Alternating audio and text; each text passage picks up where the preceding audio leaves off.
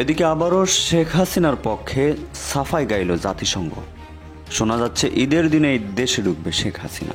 হঠাৎ করে কেন শেখ হাসিনার পক্ষপাতিত্ব করছে আমেরিকা, তা নিয়ে থাকছে বিস্তারিত প্রতিবেদনে।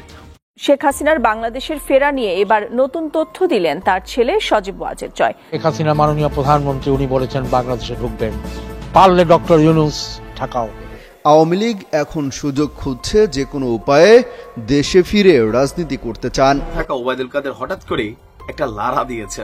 আওয়ামী লীগকে পুনর্গঠিত করার ইচ্ছা নাকি আওয়াজ তুললেন, কোনটা আসলে মেইন কথা? তবে বক্তব্যের মধ্যে অনেক কিছুই প্রাসঙ্গিকতা তুলে ধরেছে। বাংলাদেশের সার্বিক অর্জনের ব্যাপারে শেখ হাসিনার নেতৃত্বের উচ্ছ্বসিত প্রশংসা করেন তিনি।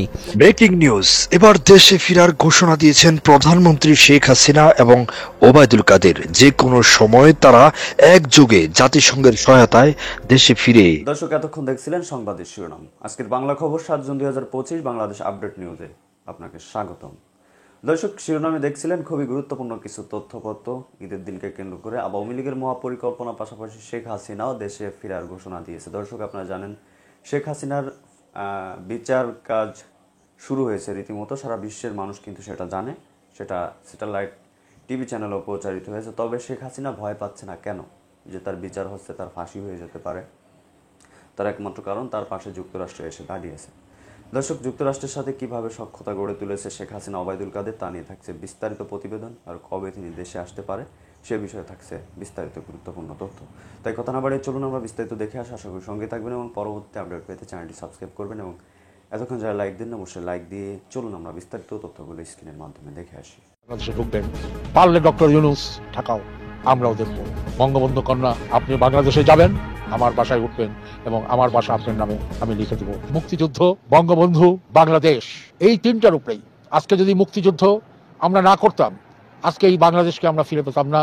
দুঃখের বিষয় বলতে গেলে কি, এই স্বাধীনতার সময়ও জাতির পিতার 32 নম্বরের বাসা কেউ ধরতেও সাহস পায় নাই, 75-এ কেউ সাহস পায় নাই, পরে যতগুলি সংগ্রাম হয়েছে কেউ সাহস পায় নাই।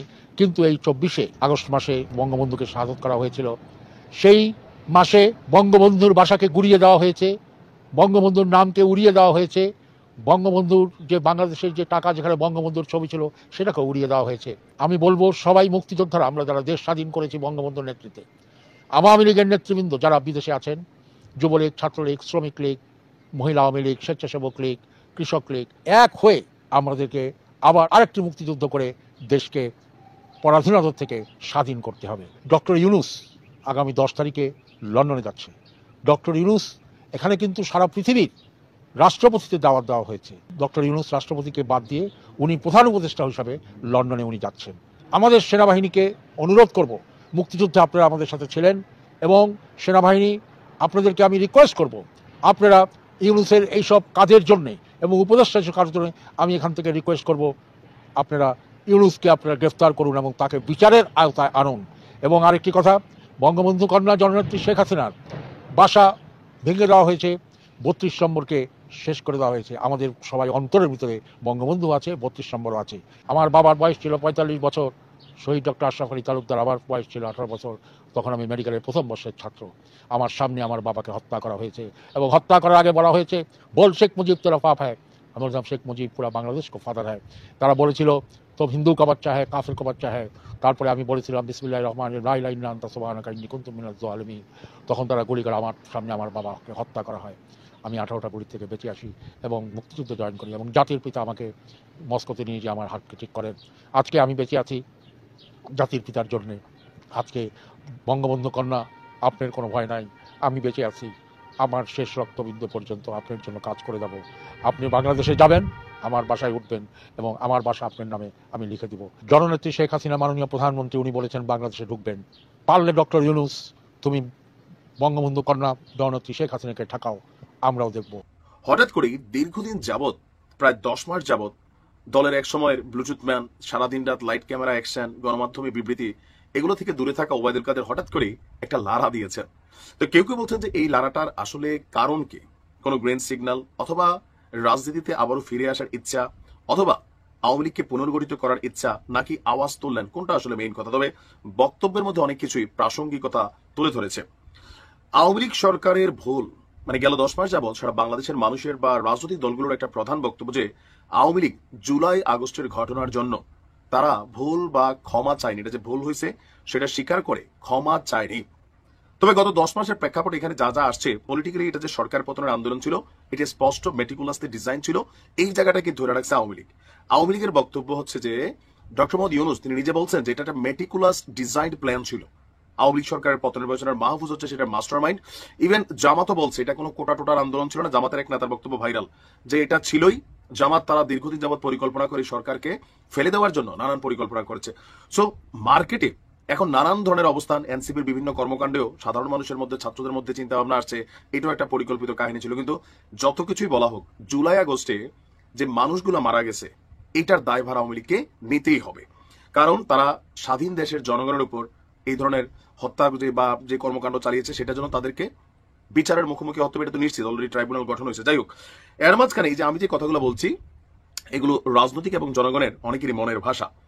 আওয়ামী লীগ সরকারের ভুল প্রসঙ্গে ওবায়দুল কাদের বলছেন, আমরা যখন দেশে এসে রাজনৈতিক কর্মকাণ্ড চালানোর পরিবেশ পাব, দেশে এসে তখন ক্ষমা চাওয়া, ভুল স্বীকার করা বা অনুশোচনার বিষয় আসবে।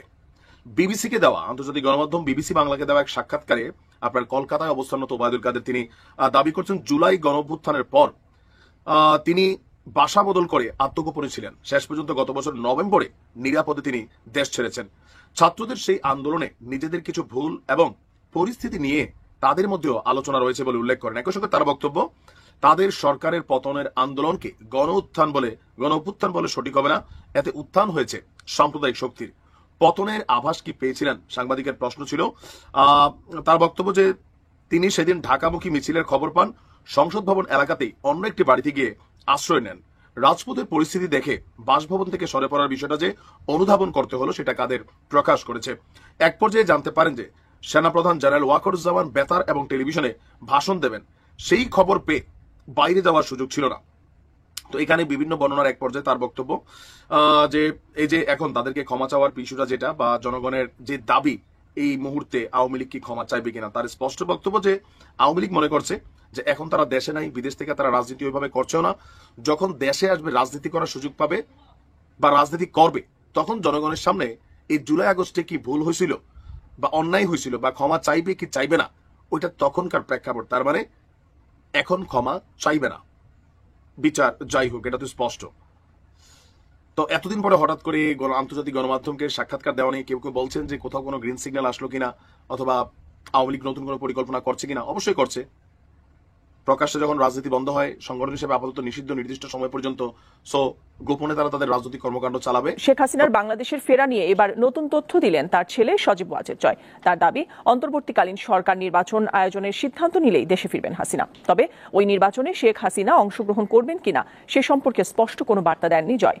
এর আগে ছাত্র জনতার বিক্ষোভের মুখে প্রধানমন্ত্রীর পদ থেকে পদত্যাগ করে দেশ থেকে পালিয়ে ভারতে অবস্থান নেন শেখ হাসিনা। এরপর জয় বিবিসিকে জানান তার মা আর দেশে ফিরবেন না এবং হয় ইউনূস নয় ওয়াকার, এই বিষয়টি নিয়ে আজকের আলোচনা। মনে হচ্ছে অবশেষে সিদ্ধান্তহীনতা দূর হলো বাংলাদেশ সেনাপ্রধান জেনারেল ওয়াকার উজ্জামানের। এতদিন এই বুঝি ইউনূসকে হটিয়ে ক্ষমতার দখল নিলেন সেনাপ্রধান, এমন একটা সম্ভাবনা বারবার উঠে এসেছে। কারণ শেখ হাসিনাকে সরিয়ে যে সরকার কায়েম হয়েছে দেশে, তাদের অপশাসন, মানে সেই ইউনূস সরকার দেশ চালানোর সব দিকেই চূড়ান্ত ব্যর্থ। এমনকি মার্কিন সাম্রাজ্যবাদের যে চাপের কাছে মাথা নত না করার জন্য ষড়যন্ত্রের বলি হয়ে সরে যেতে হয়েছে শেখ হাসিনাকে, সেই সার্বভৌমত্বের প্রশ্নেও ইউনূস ইতিমধ্যে বিকিয়ে দিয়েছেন দেশকে। রাখাইন প্রদেশের জন্য মানবিক করিডরের নামে চট্টগ্রামে মার্কিন সামরিক ঘাঁটি স্থাপনের কাজ শুরু হয়ে গেছে। সেনাবাহিনীর বিরোধিতায় তার গতি এখন স্লথ হতে হতে একটু থেমে গেছে বটে, তবে একেবারে বন্ধ হয়নি। তার পেছন দিকের কাজ সমানে চলছে, আবার নতুন ষড়যন্ত্র শুরু হয়েছে। ফলে দেশের ব্যাপক সংখ্যক মানুষের মধ্যে ইউনূস সরকারের বিরুদ্ধে ব্যাপক ক্ষোভ সঞ্চারিত হয়ে গেছে অনেক দিন আগে থেকেই। এমনকি যারা ছাত্র জনতার আন্দোলনের সামিল হয়ে ডেকে এনেছিলেন এই সরকারকে, আবাহন করে বসিয়েছিলেন গদিতে এই সরকারকে, হটিয়ে দিয়েছিলেন যে জনদরদি দেশের শিল্পোন্নতির পক্ষে যার তুলনা মেলা ভার সেই হাসিনাকে হটিয়ে দিয়েছিলেন, তারাও আজ ঈশ্বরের কাছে প্রার্থনা করছেন এই সরকারের হাত থেকে নিষ্কৃতি পাওয়ার জন্য। এই সরকার থাকুক এটা চাইছে ছাত্রদের একটি গোষ্ঠী যারা ক্ষমতার বৃত্তে রয়েছে এখনো পর্যন্ত।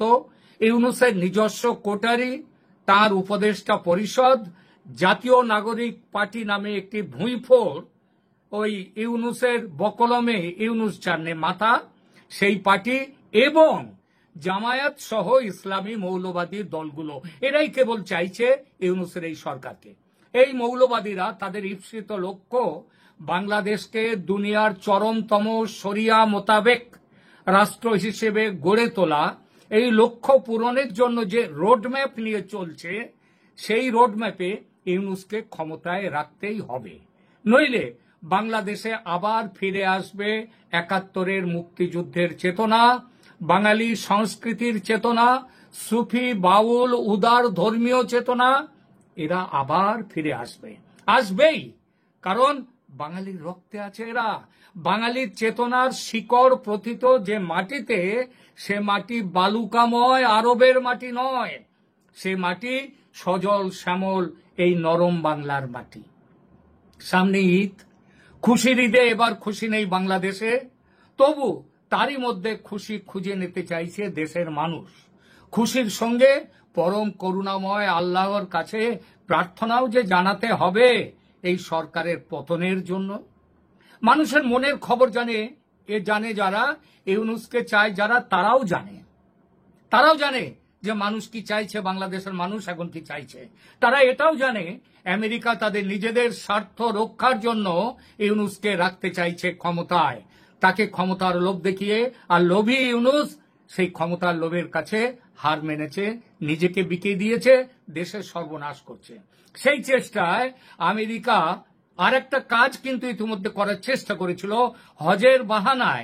হজ করবার বাহানায় সেনা প্রধানের সঙ্গে বাকি বাহিনী প্রধানদেরও সৌদিতে ডেকেছিল হজে।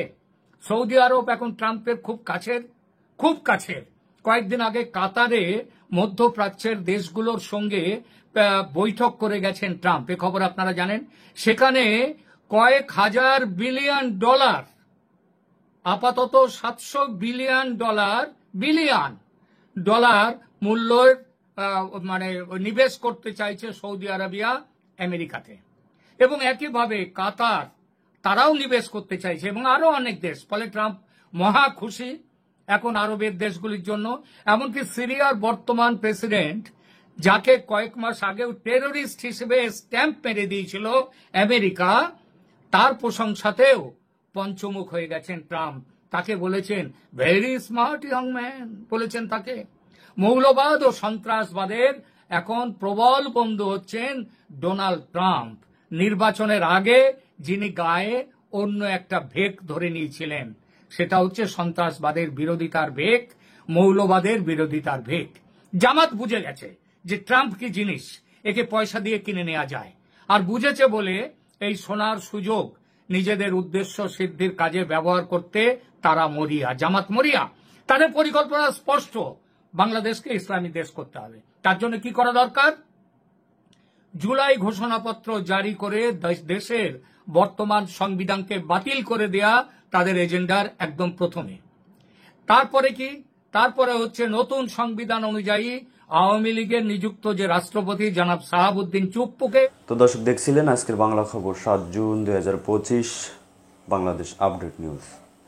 দর্শক দেখছিলেন খুবই গুরুত্বপূর্ণ তথ্যপত্র। ধন্যবাদ জানাচ্ছি আপনাকে, আরো ধন্যবাদ জানাই আজকে আমাদের আলোচক বৃন্দদের যারা এতক্ষণ আলোচনা করছিল আমাদের সাথে থেকে। দর্শক এ বিষয়ে আপনাদের মতামত কি, আপনারা কি বলতে চান অবশ্যই কমেন্টে জানাবেন, এবং পরবর্তী আপডেট যারা পেতে চান অবশ্যই চ্যানেলটি সাবস্ক্রাইব করে পাশে রাখা বেল আইকনটি বাজিয়ে দিবেন। ধন্যবাদ এতক্ষণ আমাদের সাথে থাকার জন্য। দেখা হবে অন্য কোনো ভিডিওতে খুবই দ্রুত।